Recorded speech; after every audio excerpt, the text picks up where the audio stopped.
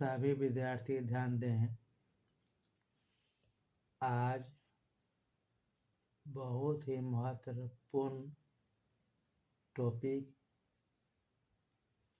लेकर आया हूँ जीके से, यानी कि वो क्वेश्चन जो कि हर एक कॉम्पिटिटिव एग्ज़ाम में पूछे जाते हैं और प्रीवियस ईयर पिछले साल हर एक कॉम्पिटिटिव एग्ज़ाम में ये क्वेश्चन आया हुआ है, जो आप लोगों के सामने दिखाई दे रहा है। ये मोस्ट इम्पोर्टेंट है। देखिए किस तरह से। तो पहला क्वेश्चन जो है ये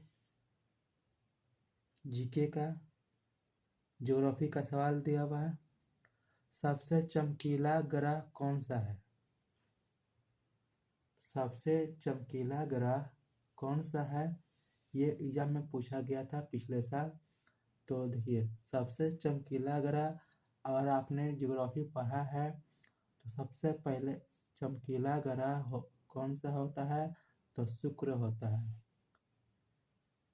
सबसे चमकीला ग्रह शुक्र है। ओके, चलिए नेक्स्ट। अंतर्राष्ट्रीय महिला दिवस किस तिथि को मनाया जाता है? अंतर्राष्ट्रीय महिला दिवस किस तिथि को मनाया जाता है? तो आप सभी को मालूम है कि अंतर्राष्ट्रीय जब भी पूछ दिया जाए अंतर्राष्ट्रीय महिला दिवस किस तिथि को मनाया जाता है, तो 8 मार्च को मनाया जाता है। 8 मार्च को मनाया जाता है अंतर्राष्ट्रीय महिला दिवस। ये एग्जाम में पूछा गया था पिछले साल। तो ये मोस्ट भी इम्पोर्टेंट है आपके एग्जाम के लिए। ठीक है, इसको अच्छी तरह से देखते रहें और वीडियो को फुल वॉच करें। 3rd नंबर क्वेश्चन देखिए। क्षेत्रफल के दृष्टि से भारत का सबसे राज्य कौन सा है?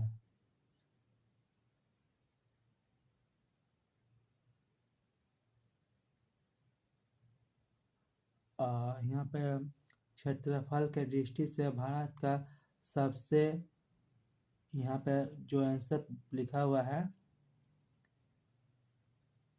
यहाँ पे गोवा लिखा हुआ है, यानी कि यहाँ पे गोवा आंसर लिखा हुआ है, यानी सबसे छोटा हो जाएगा। क्या हो जाएगा? यहाँ पर छोटा होगा। छोटा राज्य पूछा जाएगा तो गोवा। ठीक है। क्षेत्रफल के दृष्टि से भारत का सबसे छोटा राज्य कौन सा है? तो गोवा। क्षेत्रफल के दृष्टि से। अगर क्षेत्रफल के दृष्टि से भारत का सबसे बड़ा राज्य पूछेगा तो आप लोग क्या टिक लगाइएगा? एग्जाम अगर आ जाएगा इस तरह से क्वेश्चन तो राजस्थान टिक लगाइएगा।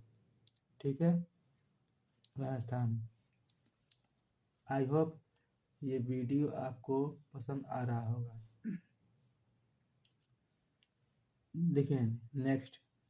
ओणम किस राज्य का प्रसिद्ध त्योहार है? ओणम जो है किस राज्य का प्रसिद्ध त्योहार है? तो ओणम केरल राज्य का प्रसिद्ध त्योहार है। ओणम जो है केरल राज्य का प्रसिद्ध त्योहार है। और ये जीके यानी कि जनरल नॉलेज यानी कि जीके का जीएस का पार्ट 1 ये क्लास है। आज क्लास 1 है, यानी पार्ट 1 है।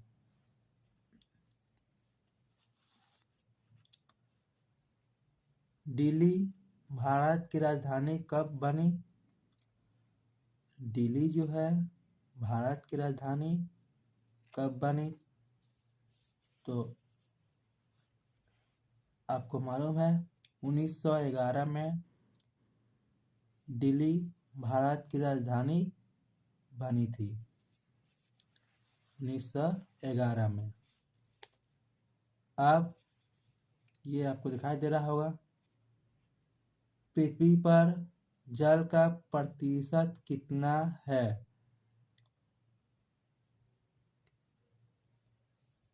पृथ्वी पर जल कितने प्रतिशत है ना?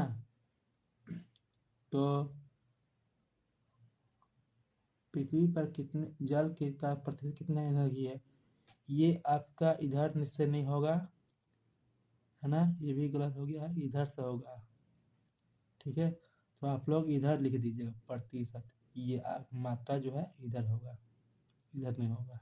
ओके, तो 71% है। ठीक है,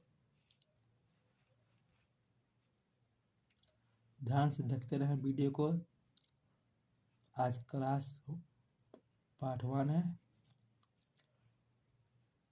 पृथ्वी का आकार कैसा है? मतलब पृथ्वी का आकार कैसा है, मतलब आप जो पृथ्वी में, आप और हम, पूरे वर्ल्ड जो है पृथ्वी का आकार दिखने में कैसे है ना। जिस पृथ्वी में हम लोग रहते हैं, तो पृथ्वी दिखने में और अंतरिक्ष देखने में कैसा है?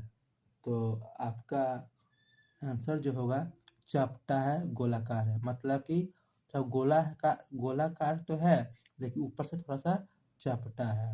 ओके, तो आंसर क्या हो जाएगा? चपटा गोलाकार।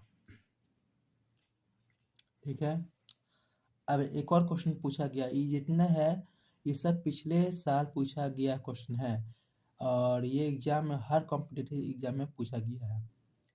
तो कर्क रेखा कितने राज्य से होकर गुजरती है? तो ये मोस्ट इम्पोर्टेंट है आपके एग्जाम के लिए। कर्क रेखा कितने राज्य से होकर गुजरती है? तो कर्क रेखा जो है 8 राज्यों से होकर गुजरती है। और ये क्लास हम, इसका जो है कर्क रेखा के बारे में, ये भी हमने पढ़ा दिया है। तो अगर आपने शॉर्ट वीडियो नहीं देखा है तो जगह पहले इसको देख लें। जीके कर्क रेखा के बारे में बताया है ना, तो आप लोग जाकर देख सकते हैं। ठीक है, चलिए नेक्स्ट देखिए, 9 नंबर देखिए, चिल्का झील किस राज्य में है? यानी कि चिल्का झील जो है किस राज्य में है, किस स्टेट में है ना। तो आपको मालूम है चिल्का कहाँ पड़ता है? तो उड़ीसा में पड़ता है। तो उड़ीसा लिख दीजिएगा, आंसर आ जाएगा। जब भी एग्जाम में आएगा कि चिल्का झील से संबंधित कोई भी क्वेश्चन आएगा तो समझ लीजिए उड़ीसा। ठीक है, चिल्का उड़ी, चिल्का उड़ी, ऐसे याद रखिएगा, चिल्का उड़ी मतलब चील उड़ा, मतलब चील उड़ा, तो चील उड़ता है तो उड़ से उड़ीसा। ठीक है, इस तरह से याद करने का टेक्निक है कि चील उड़ी मतलब चिल्का उड़ा, मतलब चील उड़ा यानी चिल्का उड़ा मतलब उड़ीसा। ओके, अब देखिए नेक्स्ट,